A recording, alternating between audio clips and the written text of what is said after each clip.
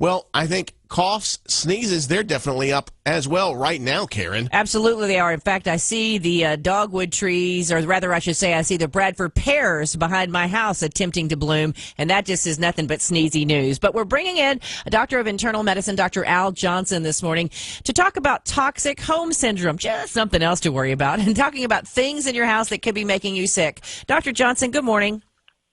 Good morning. All right, what's in our house that we're not already thinking about that could be making us sick? A nice, pleasant topic for today. Exactly. Well, some things are kind of hidden.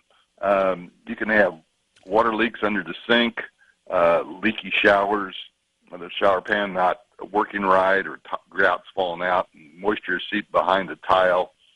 Those type of things where there's moisture, you can get mold accumulating behind the walls that you can't see. And then when the furnace comes on or the air conditioner comes on, it sucks that air from the wall space with the mold and mold contaminants and spreads it throughout the house, causing all kinds of symptoms from itchy eyes, runny nose, cough, to the mold toxins from the black mold, which is Aspergillus, Penicillium, Stachy, or Chitonium, causing mental short-term memory problems, fatigue, shortness of breath, funny sensations in the peripheral nerves of numbness, tingling. So those are some of the hidden things. Other things more obvious are those who are allergic to dust mites. Dust mites get into the sheets, and so washing your sheets frequently and the pillowcases frequently, and airing the pillows out really makes sense for those people.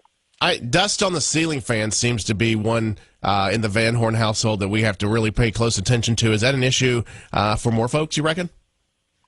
It is. It is. Those things you can't see, on top of furniture, the top side of the ceiling fans, in the corners, under the bed, under the furniture.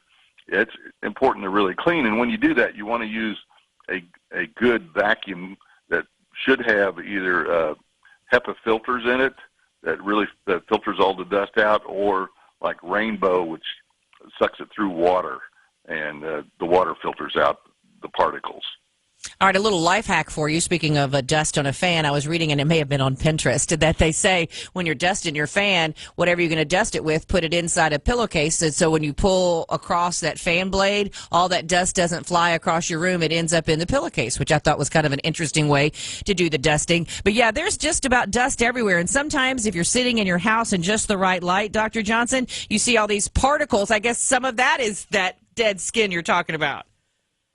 Well, it can be, or it's what's spread through your HVAC system that either has ducts that leak that aren't sealed well, or broken filters, or contamination of mold in the plenums.